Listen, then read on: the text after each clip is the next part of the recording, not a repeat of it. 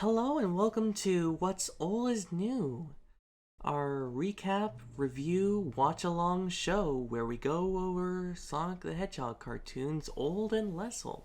But still old, and we'll get to that. We'll get to that. I am your host, Felicia, and I am joined by my co host. Yes, you are indeed joined by your co-host. Yeah. Very good.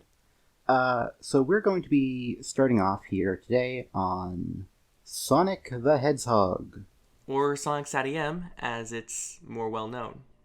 Very creative naming in the 90s, but we're starting off here on Sonic Boom, which some might tell you is the second episode. Yes, and that would be correct in production order, but in airing order, Sonic Boom was aired first, which I think was the better call, just like that Wild Brain, the official release, includes Sonic Boom as the first episode, which we'll be linking to in the description. Yes, the YouTube link for the Wild Brain official upload. So it'd be convenient for all of you looking for a quick and easy way to view the series if you don't have it on DVD. Yes, and while there are a copious amount of ads, we believe in you and how you'll be able to navigate that. I'm sure that you will find a way to figure out how to make sure the ads don't impact your viewing experience too much. Audible wink. Yes. And another reason we're starting at Sonic Boom, no, not that one, is because for one, it's directed by the same person who directs the rest of Season 1. It has a different tone and is more consistent with the rest of the series. And because Heads or Tails, the pilot episode, it had to be a worse version of itself to sell itself to American TV executives. It is true. Though we aren't here today to talk about Heads or Tails. We're here to talk about Sonic Boom. Yes, and so what we're going to do in this episode, as we do with every other episode, is we're going to count down from 3 to go when we start watching, and all of you at home can go ahead and do the same, and we'll watch it together, and y'all can enjoy our commentary. Alternately, if you would prefer, you can simply enjoy our commentary while not watching the episode, if you like staring at our logo. Or, we will be leaving a timecode so that you can skip ahead past the commentary if you don't want to listen to it and just want to hear our thoughts on the episode. Yes. Not my recommended viewing experience, but hey, all viewing experiences are valid. You do you. Yes. Yeah. And so, without further ado, I think we're ready to begin? I believe I am ready. Okay, and so am I. So, starting in 3, 2, 1, go. Beginning with a very classic intro. When it first aired, it actually had a different version of this song, which was, we feel it was not as good as the what we get now. Yeah. They used this one in season 2, and when they re-released it on DVD, they just went ahead and added it into season 1 too. Depending on how you are finding it, maybe you have an old VHS recorded copy from your childhood. I don't know. You might be getting the original. Yeah. In fact, didn't you watch this show that way with like some old VHSs? Yes, this episode is actually one of the 2 that I saw as a child.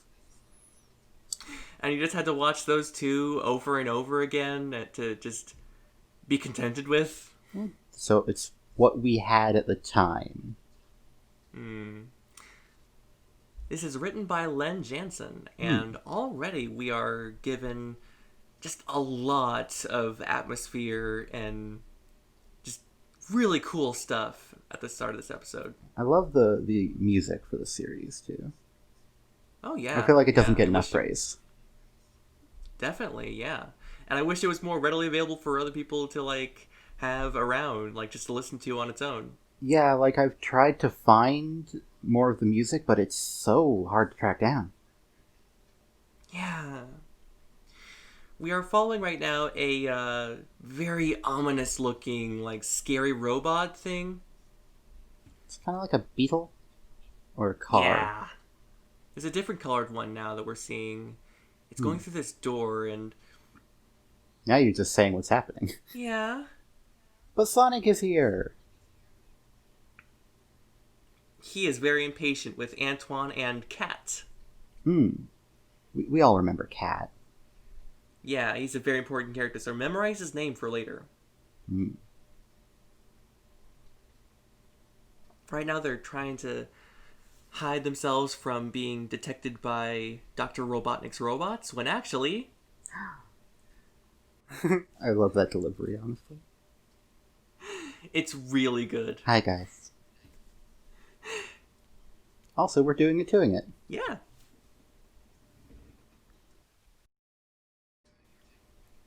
Kat Sousey, the voice actress for Sally, does an amazing job in this show. Hmm. She usually does more youthful, like childlike voices in her roles, but this time she actually used her speaking voice when she acted as Sally Acorn, and it definitely left a big impact on the people who watch this show. Yeah.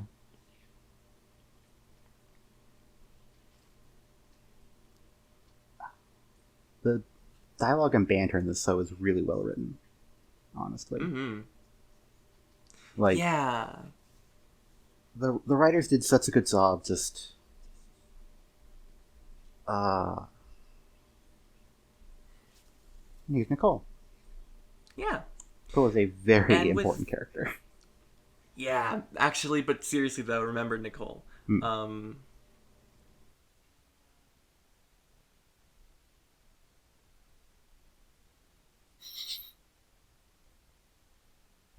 It's like it's always a neat quip and neat response. yeah, and it's very impressive what with how many like slang and stereotypes from the 90s they have to throw around like per minute on the show. It is kind of catchphrase hell, yes. But it's charming, in my opinion. Yeah.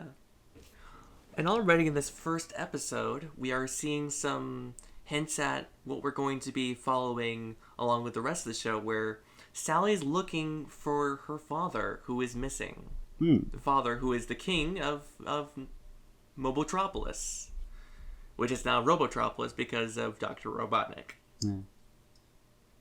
Robotnik also known for his creative naming. Yes. Relaxing is good. Yes, do relax, Antoine. Oh, not that much. Well, that's He unfortunate. reacts too much. And now he's, yeah, and Antoine is an interesting character in that the genesis of his concept seems to stem from the cowardly Frenchman stereotype, Yeah. which has not aged well, I would like to think. I think we're better than that now. Uh, Lots of people would like to think we're better than things. Yeah. This is our first action scene in the whole show, though. Sonic dodging lasers. Not directly combating anything, but just using his speed to confuse and misdirect. While the other less supernaturally capable freedom fighters are able to make a run for it. Hmm. But here we see Kat seeing trouble coming, but making a decision to put himself in danger to protect Sally and Antoine. Yeah. This theme of solidarity runs throughout the show, and it's a big part of the lifeblood of it. Yeah.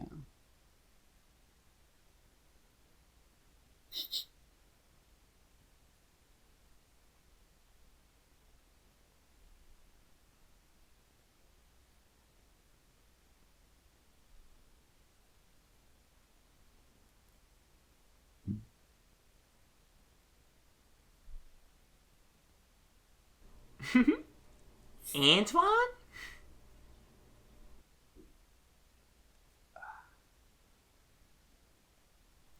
these two definitely, Sally and Sonic, have the best. They have the best interactions. Oh, definitely. Which is very cool how they got that chemistry going, because Jaleel White, who was very popular at the time, was having to phone in his performance. So Katsuosi was not able to play off of his voice in the booth. They had to do that remotely.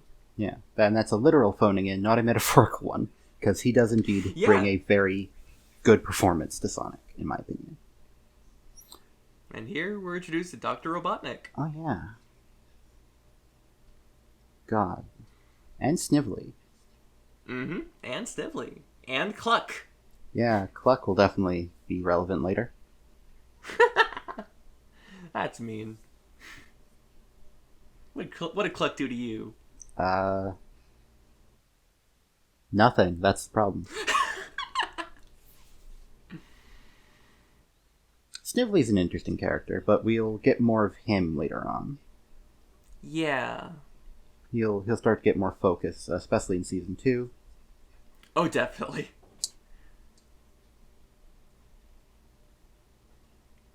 Right now he is just sniveling, as it were. He's a very beleaguered lackey. Mm-hmm.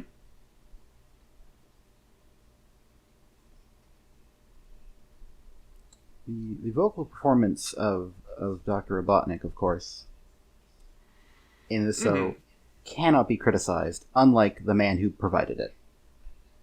Yeah. That is such a shame what happened to him.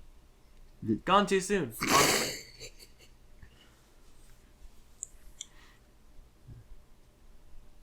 Dead in our hearts, surely. Mm-hmm.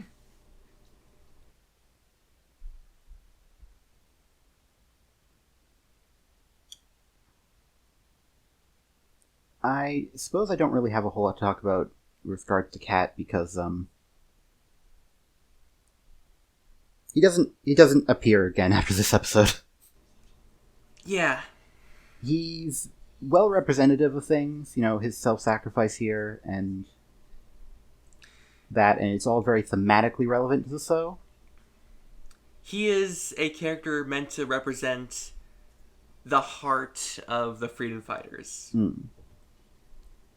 Here Sonic's turning into a buzzsaw. Just like in the games. I feel like it's not quite like in the games. Think so? I don't think they ever intended for him to become flat. Must have got lost in translation.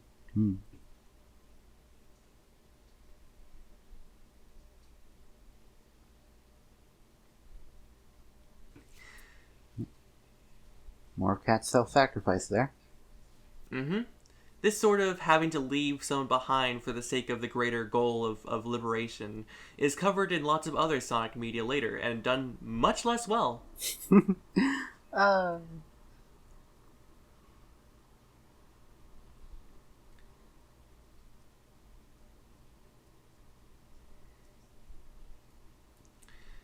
So again with Antoine, he's really interesting to me, even though, like, on his surface, he's supposed to just be a cowardly Frenchman. He fancies himself a very good royal guard who will be a good suitor for Sally. Yeah. His affection for her, and definitely his desire to do well, is significant. Also here, Nicole has been soaking in swamp water. Yeah. As she is clipped to Sally's boot, generally. Yeah.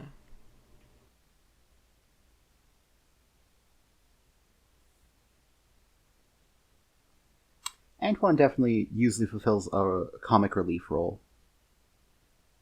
Yeah. Uh, In this episode, there's not much more going on than that he's scared about going to Ironlock Prison, and in general, this place feels fishy to him.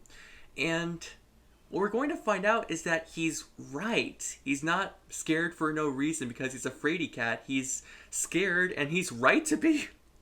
Yeah, I mean, honestly, Sonic and Sally are a bit unnaturally fearless. Yeah. And I think this is the first time we really get a hint of just how important Sonic is to Robotnik. Absolutely, yeah. As he's generally referred to as the Hedgehog. Mm-hmm. Or, later on by many robots, Priority 1 Hedgehog. Exactly, yeah. It's a very fun title. And it leaves some room for lower priority hedgehogs to show up later in the show that never happened.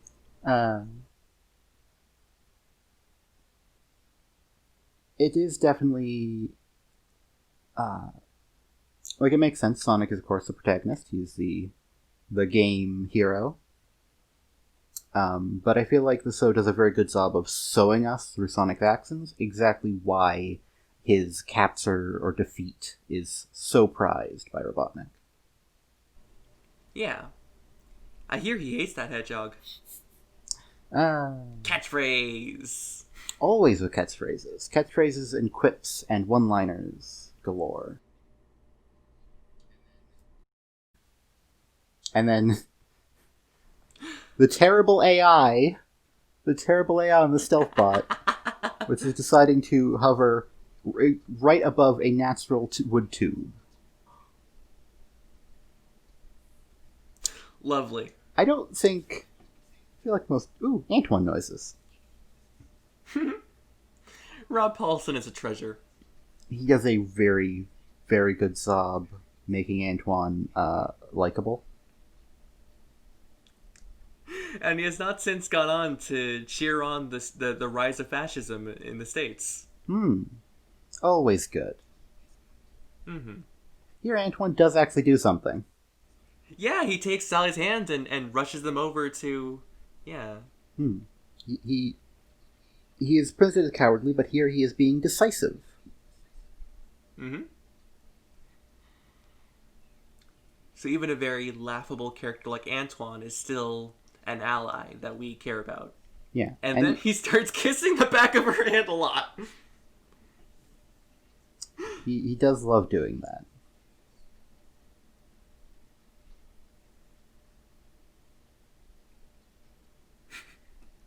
Really, repeating your words but replacing yes with no or no with yes is kind of Sally's catchphrase.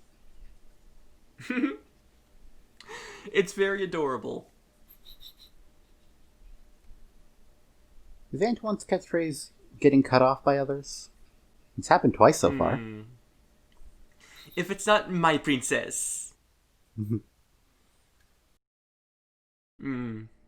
Sally has a lot of patience in this show, but here it kind of falters a little. Sally also has a lot of sarcasm in this show. Mostly with Sonic. And here it's showing strong. But, yeah.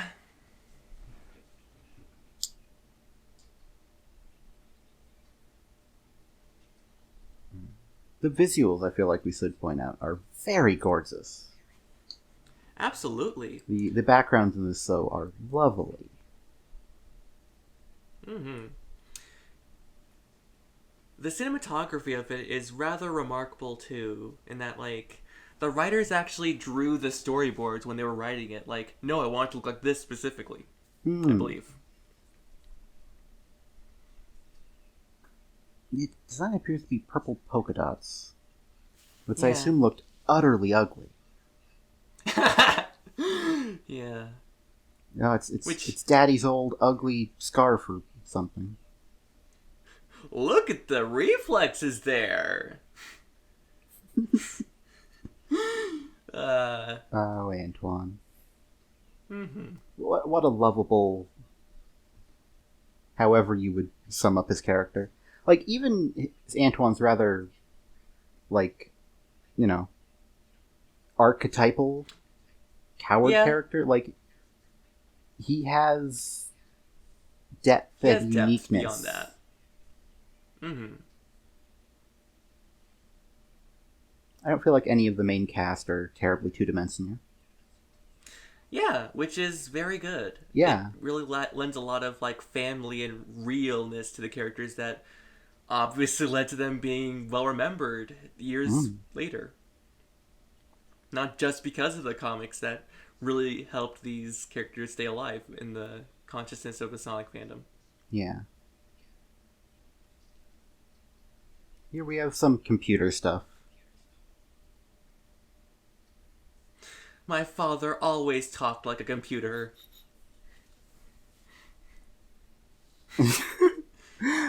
Oh.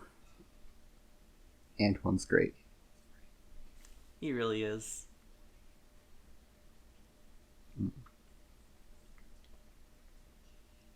Generally, the computer tech lingo in this show is not terribly interesting or advanced.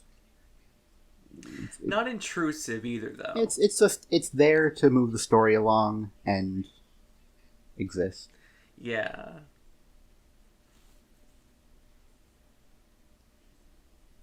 Then there's our Sonic being so impatient. Just gotta tap on this wall, specifically this wall. Yeah. He doesn't mind. Oh, a rock hit the keyboard a bit. The entire building's gonna go down. Or the floor. Yeah. Really ahead of their time, because that's how I lost my last computer, was a rock from my ceiling fell on it, on the keyboard, and the computer combusted into flames. Terrible, terrible. Yeah. This scene looks disgusting because they are covered in something brown. Yep! That's, oof. I don't like it. I don't like it either. It's on Sonic's mouth. Gross. It's gross. Yeah. And now they're clean. And then Sonic specifically splashes Antoine. Yeah. The accuracy, though. I'm not sure why there's a one-eyed crocodile. I mean, I am sure, but we'll get to that in a few seconds. What I don't know, what I'm not sure about is why Sonic says, "That's someone you never want to marry." Like, you just wanted to mention to Sally, like, oh, you wouldn't want to marry this guy. You'd want to marry someone cooler than that, like me, maybe. Here, Sonic refuses to grab his own power ring for reasons I can't really understand. Here we go. It'll happen a few times where Sonic will have someone else get the power ring. And it's a good thing that was a robot, because it would be very gross otherwise. Yeah, there was enough grossness in the show. I think the director was like, okay, that's enough. The hedgehog knew! The hedgehog did know. How did he know? The hedgehog knew. That's He wiggled his eye ridges. It was great. Yeah.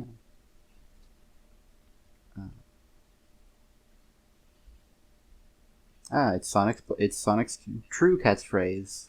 I'm waiting. And what a lovely catchphrase it is. Way cool, of course, is the minor precursor to way past cool, which we will be seeing quite a lot.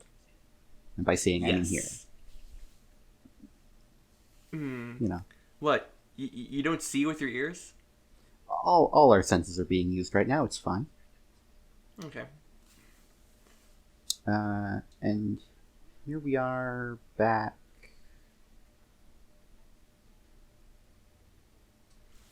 In wherever this nondescript place is.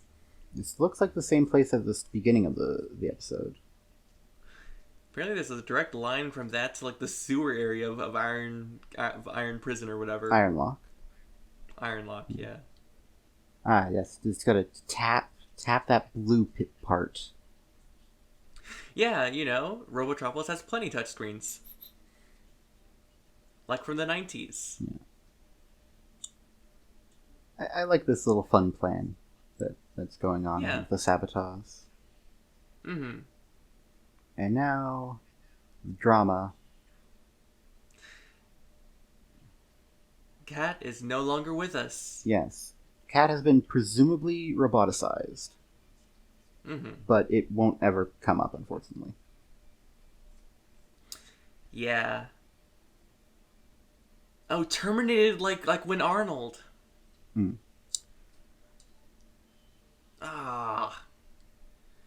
He'll be back.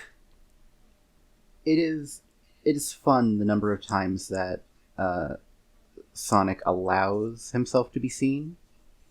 Yeah. it's also neat because, like, half the time, Sonic is just being cocky and believing he can get out of anything. And the other half of the time, it's a plan that Sally or someone engineered. Yeah. So how's Robotnik to ever know? Mm-hmm. If he doesn't try to chase him every time, he'll never catch them. Keeps him guessing. Yeah. And that was the end of it. Yeah. And we get the opening So, song again for the credits. Very nice. yeah. I liked that episode. Sonic Boom is definitely one of the episodes I watched in childhood, so I am a bit biased towards it, probably. Fair enough. Fair enough. But at the same time, like, I like it. I do feel like it is a good enough introduction. Yeah. We did not see all of the Freedom Fighters, of course, in this episode. No, we did not see Rotor or Bunny or Tails. Yeah, Tails is technically not a Freedom Fighter at this point in the show, but he is part of the main... Well, I guess he's not... I guess he is just more of a smaller side character compared to the Freedom Fighters. But he does It'll only come in season 2 when he does join, like, become a proper freedom fighter. Yeah, But I feel like this episode definitely gave us a very good introduction to the characters of Sally and Antoine, and definitely established who this version of Sonic the Hedgehog is, and who he is to Sally and Antoine. Yeah. Which I think really, really worked out, because it really... later than it really needed it, because the show did not do well, probably because of Power Rangers dominating the channel. But like, as it's gone on, people have come back to this show and been really captured by the characterizations of each individual in this show. And I think that's just a testament to how the effort that the writers put into each person in the show to make them feel like a person. Yeah. And not just like a catchphrase regurgitating machine. Which Sonic is, but he also is a character. Yeah. Who has his own hopes, dreams, trauma that we'll be seeing later, and fears. Sonic, as is, I feel, pretty usual for adaptations of the character, or characters in general, depending on the exact game you're looking at. He is a character who's marked by a lot of bravado. And there's many ways that this is interpreted, but I think it's something that's pretty consistent to the character in many forms of media, is that he hides his fears and his anxieties and insecurities behind claiming to be the best or the fastest or the whatever, and acting like there is nothing he can't do, which I feel like to a degree he probably believes. Yeah. There's definitely a lot of confidence buying and his own hype. Cockiness, and buying his own hype. But I feel like there's this undercurrent of Sonic needs to be strong for Sonic. Yeah. Because as we're going to find out later in this show, they have been at this since they were children. Yes, I'm not sure based on like how much of later canon from season 2 was intended to be accurate as of season 1, but assuming it all is, and that's how we're going to be operating for convenience, the 5 core freedom fighters, who we have met 3 of in this episode, all lost their homes to Robotnik when they were but children, and they essentially had to grow up losing their childhoods, losing their friends and family, and needing to mature and become adults much sooner than anyone needed to be, because they're all teens. Like, they're all approximately 16 or whatever. Yeah. But on the whole, including Sonic when he, we'll see it when we do get to Tails. Sonic does have a mature side that he doesn't show butternutts. Yeah. And like they are all really like mature beyond their ages, and it's definitely one of those sort of low key tragedy of war things. Children losing their innocence and grow up too soon, all that stuff. Yeah. And just clinging to what little bit of life they once knew before Robotnik came and trampled all over it. They are trying to bring back the kingdom of Mobotropolis by taking down Robotnik. That was the last time things weren't terrifying 24/7. Yeah. One notable thing about Cat is that he is older. Yeah. Meaning that he was an adult when Robotnik took over, meaning that he was actually one of the few adults who managed to make it out to Knothole, which we didn't see in this episode, actually. Yeah. Knothole being the secret forest base that the Freedom Fighters operate out of course. Yeah. For the most part, the Freedom Fighters, beyond the group of 5 that are characters, are just background cameos. I think Cat is the only one actually named in the show. Yes. But by and large, they all appear to be around the age of Sonic and company. With the general implication being that most of the adults, if they weren't, taken and roboticized in the initial assault and the initial takeover of Mobotropolis, they may have fallen over time as they have fought Robotnik over the years. And so it mostly really is just these teens who were forced to grow up 2 months that are fighting against Robotnik at this point. Just a completely dated and unrelatable story that none of us could possibly see anything in nowadays because everything's fine now.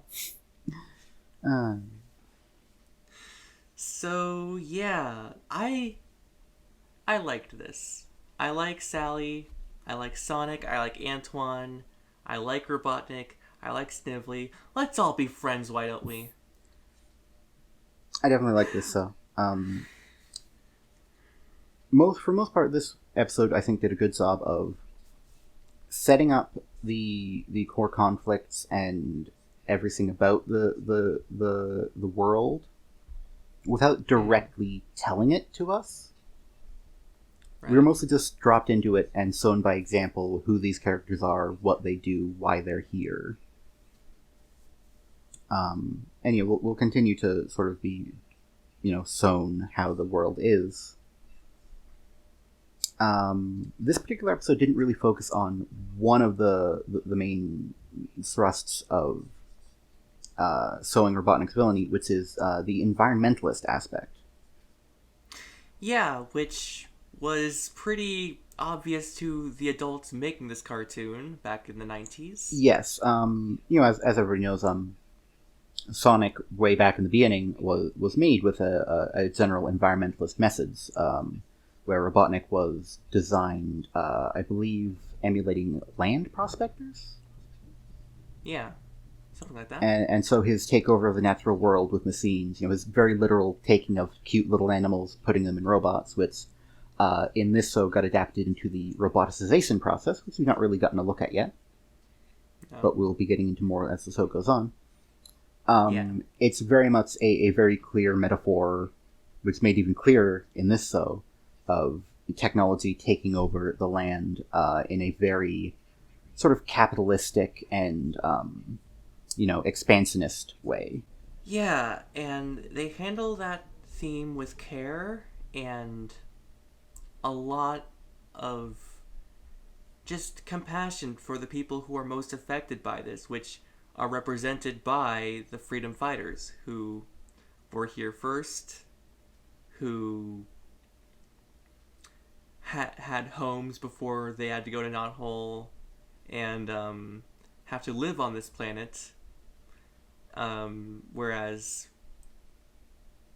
wasn't it that Robotnik and Snibbly were going to like go to space and find out like not whole?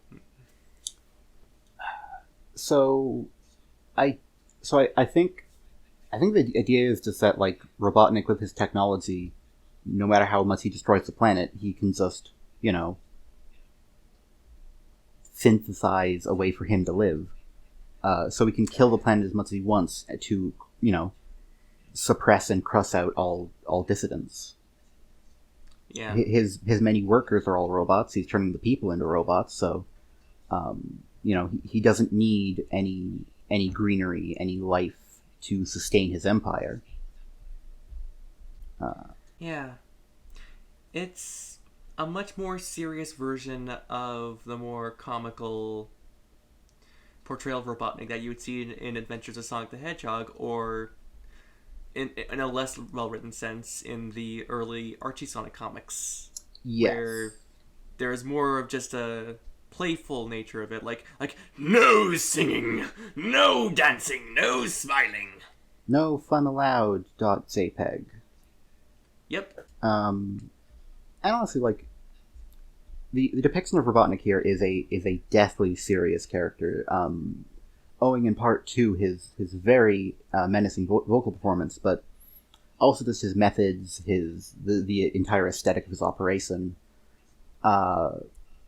It's not something the actual games would really do all that much. Definitely hadn't done up to that point, where he could be menacing, certainly, but his design was also like very, very cutesy. He's a round, happy man, literally a ball with arms and legs. He, on his own, doesn't cut a threatening presence, where definitely the geek cartoon interpretation, particularly in this cartoon, the way he is drawn, animated, voiced, and the situations and aesthetic he's presented with, all build up to be a very, very menacing figure that I'd say stands apart from how the games did and would go on to portray him for the most part, and definitely suits the tone of the show and the tone of what they're trying to do with their narrative.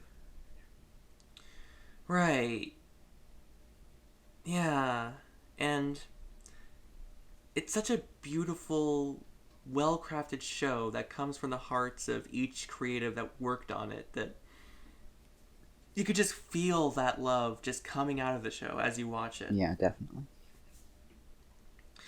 And I'm glad it made it. I'm glad that they convinced people that it should be a show. I'm glad that it wasn't lost to time, that people remembered it and wanted it to continue on in the memories of others. I know that this show came out before I was able to... Well, it was many years before I was born. Not many, but like a couple. It was a couple years before I was born, too. And so I only got into it through YouTube uploads, and I was watching Sonic X at the same time, and even so, even as someone who was part of a quote unquote different generation, it still was so magnetic to me that I had to just glom onto it and the comics that were coming out at the time. I definitely feel that, like, both with the environmentalist message and also the rather clearly, like, I would say the very anti-fascist message, which is most heroic media don't get up in a bunch, let's be honest. Yeah. If you're going into the comments, heroic media is anti-fascist because fascism is bad. Weird. But we're not gonna say we're part of Antifa, which stands for, as we all know, awesome nitro teletron infestation army fudge army. I'm glad we planned out that segment ahead of time. I'm glad that we rehearsed it. I did so well. But I was just saying, these themes, the environmentalism and the definite anti-fascist undertones, and tones. There's something that I believe was relevant at the time and continue to be relevant into today. Climate change is still a thing. Robotnik in many ways does represent industrialism, and industrialism that's just allowed to go as it will, like under capitalism, and it's the way that it just harms the planet. Seemingly, from the outside looking in, it just looks like these corporations are doing it to harm the planet, which is, in the case of Robotnik, literally what he's doing. His entire plan revolves around polluting as much as possible, because the more he pollutes and the more he kills the planet, the more his enemies are weakened. Yeah. Which, power for its own sake. Yeah, and power for the sake of oppressing others. Yeah. And it is notable that, in the way it is, he isn't really making himself better by using all these polluting methods. He's just making everyone else worse. Which technically widens the gap between the amount of power he has and the amount of power they have. Mm-hmm. I think this is all a very obvious... these words I'm saying you can very easily take and apply to capitalism, billionaires, any, very obvious enemy that everyone knows is bad. Some uncontroversial evil villains of the real world. Right. So yeah, thanks for watching this first premiere episode of What's Old is New. You can follow our Twitter account at BitSillyProd for updates on when the next episode comes out. But for next week, we should have the premiere episode for Mobius and Back Again ready for y'all to check out, which will be us recapping and reviewing the Archie Sonic comic books. Yes, you did bring them up briefly, and of course, they are related to SatAM and how they used parts of the setting and characters that were introduced in this show. So, If you found this to be an interesting discussion and how we have passion for that, I bet you'll love when we tackle some of the early issues of Archie. It'd be good if someone did. Yeah, maybe. I don't know. Well, we're gonna do it, and you should be there. So, please subscribe? Yeah, like subscribe button. To our YouTube channel. Comment? And like it. Engagement. I've heard engagement is good? Yeah.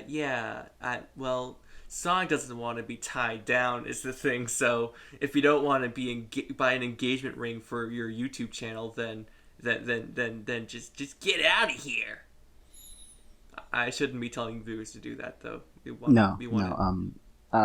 We're just gonna wrap it up. I think we said all we can about the episode and a lot about the series overall. So, yeah. Okay. Keep on being way past cool. Yeah, and let's do it again next time. I'll work up that. Yeah. Bye. Bye.